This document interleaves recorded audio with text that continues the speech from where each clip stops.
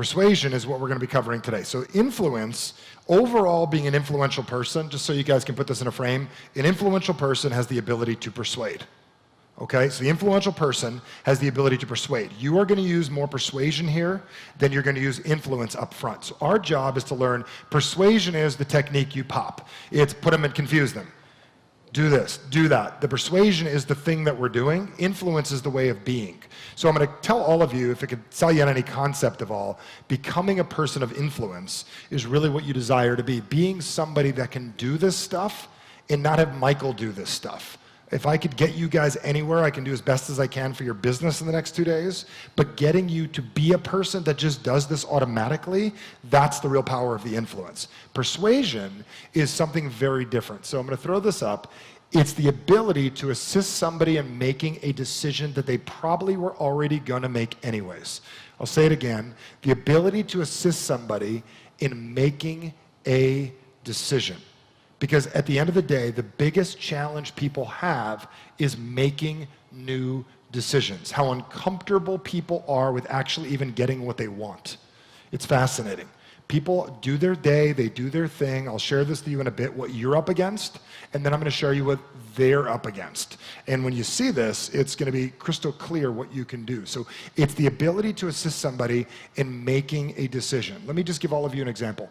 How many of you have ever been in a group of 3 or 4 people and you were attempting to figure out how to actually where you're going to go to dinner? Anyone ever dealt with that before? How hard is that? Like, we're grown adults. I've seen this before at War Room. Grown adults trying to figure out where to go to dinner. Anyone ever seen that? It like takes freaking 80 people. Like, Deanna has to book 5 restaurants and tell you you should go there. And they're like, well, who do we go with? What if their feelings get hurt? What if this doesn't work? Am I allowed to eat this? I don't know. This guy's got this diet. This guy's got this. And it's this crap going on inside of our heads. So what we want to help people do is, if they're having trouble deciding where to go to dinner, we need to help them figure out how to actually make decisions to buy a product, which gets them into the next thing, money. Money's uncomfortable for people. Maybe not in our circles, but you've got to remember, there's some issues people have around money. So we need to recognize that if we're talking about money, changing something in their life, these are things people don't like. Getting rid of money and change. And our job is to get them to what? Get rid of money, give it to something, and to change. And then to invest in something different. Decision making, the weakest skill of all human beings. So I'm gonna lay this out for you so all of you understand this. And I haven't ever taught this before to anybody, and I know it works super well, and I'm going to make certain to give this to all of you. So our biggest challenge we have is making decisions, and here's why we have a challenge with this, and why this is super important to understand is, as business owners, we deal with this stuff all the time, and if you want to get more effective in making money or working out or whatever it is, every one of us has what I would call this box that we live in. And first I'm going to throw this at you, and then I'm going to throw it at them, and I'm going to show you what all of you are dealing with. How many of you here have ever said this before to yourself? You've said something to yourself, I will never do that again. You guys ever done that? I'll never do that again. Relationship, health, business. We all draw a line in the sand, and we say to ourselves, okay, we say something to the effect of, never again. And we build a wall for ourselves of basically behind ourselves, a backstop in our lives. Like, I know I've done this in my business where I've said, I will never make that little amount of money again. I will never settle for that again. I will never sit and coach on a plane again. How many of you have said that before? It sucks. You ever had like somebody, one of your clients walk past you and you're in coach, they're in first class, you're in coach, and you gotta go to the back? I said, I'll never do that again. I don't fit. So we all have this point in our lives where we say, never, ever again. I won't go there. Now, I wanna tell you is, your client also has a place they will never go. Now, once in your life you say, I'll never go there again, the next thing that happens in this situation is we build this thing of what we want, and we build it right in front of us. This is a little something I call the box. These are 4 things to consider anytime you're going to influence somebody or influence yourself. There's what you'll never do again, and then immediately at the same time you build in front of you this thing that you're looking for, this thing you want. So most people are like, hey, I don't want to be broke anymore. I'm sick of borrowing my own money. I want somebody to help me. I want somebody to do this. I want to hire a good person. I want to be in better shape. I want a bigger butt or smaller butt or whatever it is. We're learning bigger butts are in, okay? I want this thing up here, the want. And we spend our lives in this little box I call the average, and this is where people show up for a presentation or your video. They're living in a little world between what they don't want and what they do want. They don't actually get this, they don't have this, they just want this, and they'll never go there again. Now, what's fascinating is a lot of the people you're dealing with have said, I will never do that again. I will never borrow money like that again. I'll never buy something online again. I'll never opt in my email again. I will never do that. I will never get hurt again. I will never get into real estate again. We say this stuff a lot in our brains, and what happens is we mean it. So when you're dealing with a person, there's what they want, what they don't want. Everything in the middle is their average, what they do every day. So the reason I want to stop you from saying these 4 things that you say and you've repeated a million times is everything that she says she wants lives in here. And there's no change that happens in here. No change at all. Okay? The other thing you're up against is, in order to make this a reality, people have what we call an identity.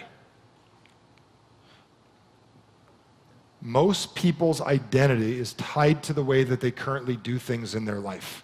This is not just personal development jargon. This is literally people have an identity of what's appropriate for them. So the reason I put it on the right is most people's biggest desire in the world is to be right and to prove you wrong. That's just really their whole purpose. They wake up in the morning. Am I correct about this?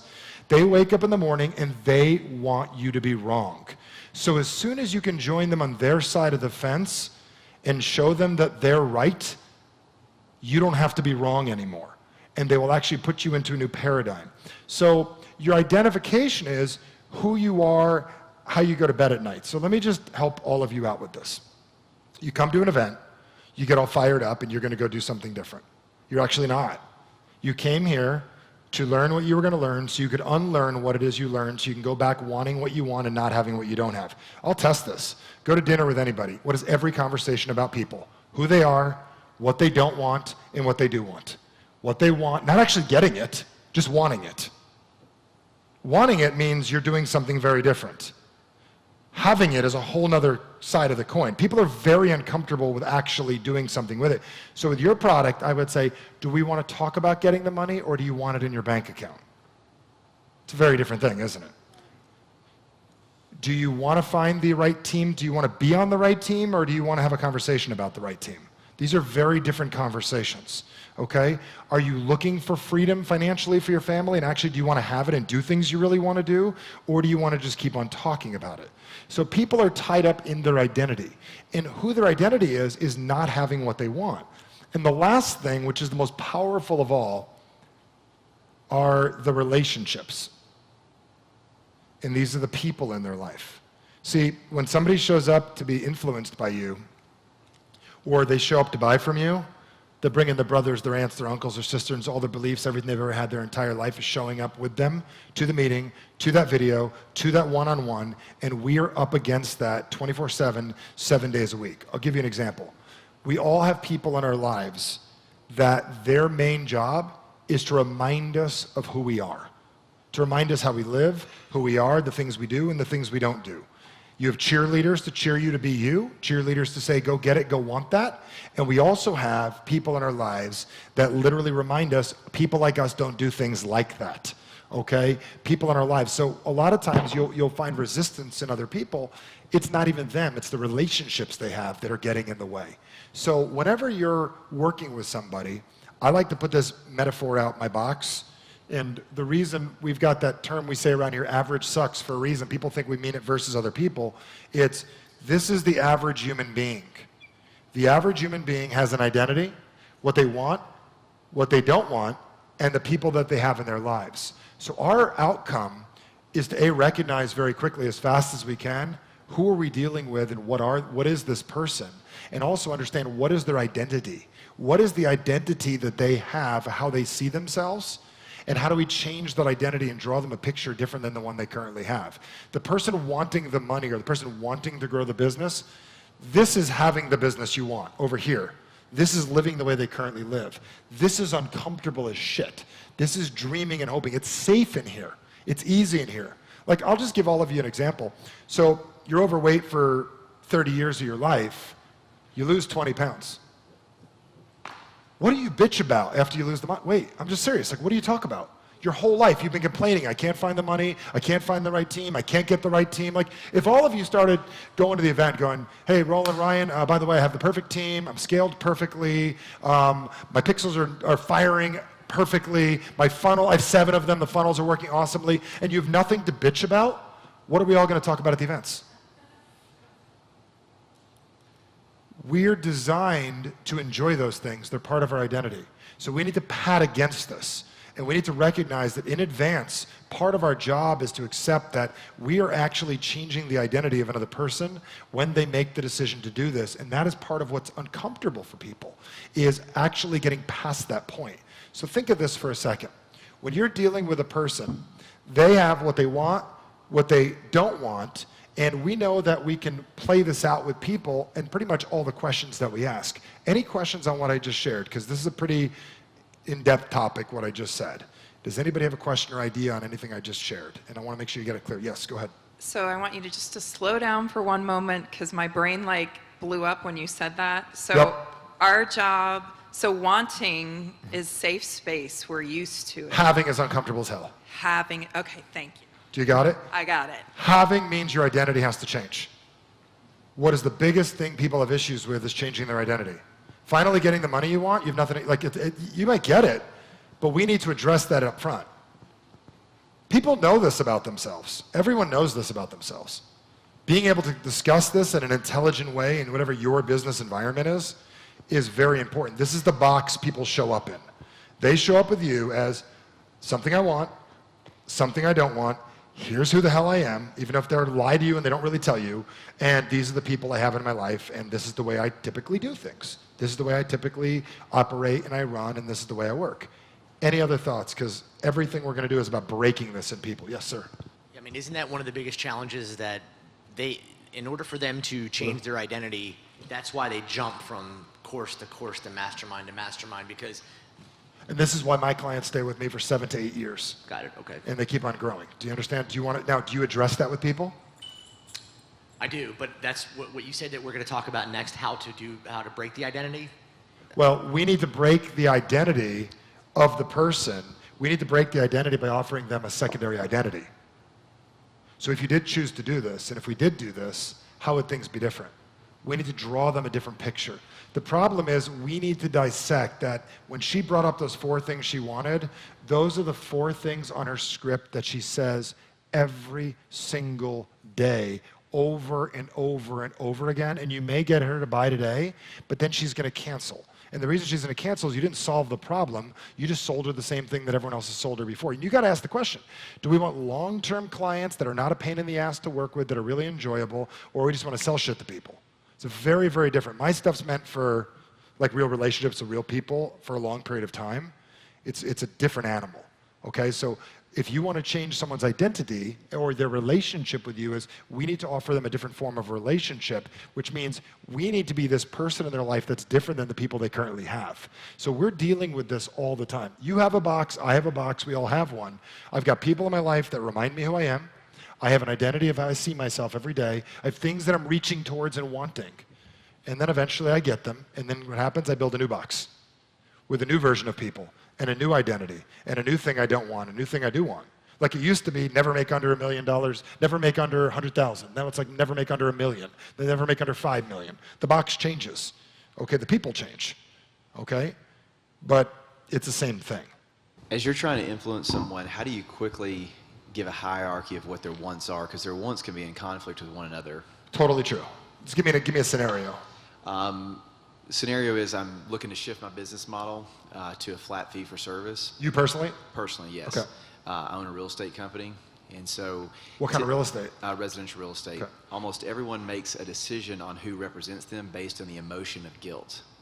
So my sister-in-law is a realtor. I feel guilty if I don't use her, versus a hierarchy of wants. It's like, I want to save money. If you're willing to give me a flat fee for service, I'll do that. How do you speak to an audience in assessing what's the hierarchy of their wants? Is buying a house from your sister the best thing for your relationship? Heck no. So my question is, what's more important? Your relationship with your sister? Depends on how close Thanksgiving is. What's that? Depends on how close Thanksgiving is. You're going to have to sit with it. I get it. But at the end of the day, so what's your flat fee? How much is it? $5,000 per listing. Okay. If they were going to sell with their sister, $800,000 house. 324, right? Yeah. Okay. Okay. So this is what I would do. Don't do this unless you want to, but I would say something like this.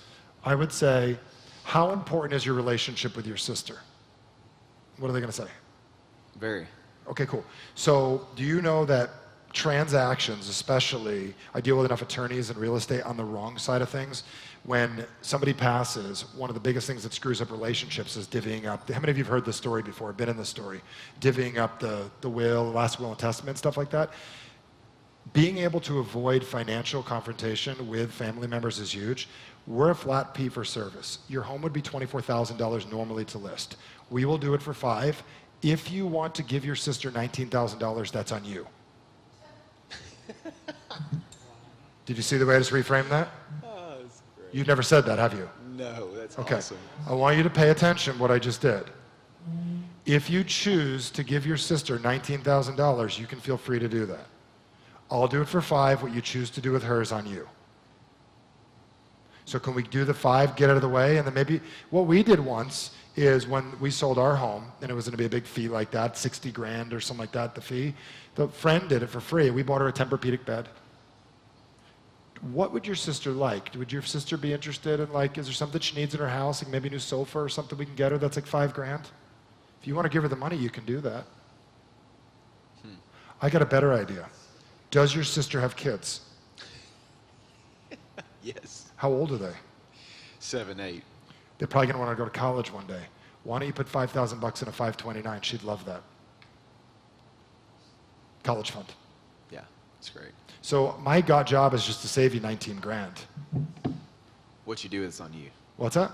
Your job is to save them 19 grand. What You do with the 19 grand? That's on you. Yeah, See how fast I just did that? yeah. There's no way. You just actually made them not like their sister very much. Do you understand how I just did that? Yeah, Now you tell me, what's your rebuttal to that? there is none. I just changed your whole business model. Yeah, that's great. When anyone tells me I'm doing it with a friend, okay, great. Well, so let me just do a couple calculations. Listing your house with the marketing and everything, it looks like it's going to be about $25,000 to list it, give or take, right? I'll do it for $5,000. I don't know. What do you want to do with the rest of the money? If you want to give it to your sister, you can. You want to donate it to a charity, whatever you want to do. I don't know. I mean, is your sister worth 20 grand? Yeah, that's great. I mean, Thanksgiving is going to suck, but anybody just catch the recalibration of that? Okay, that's the change in identity.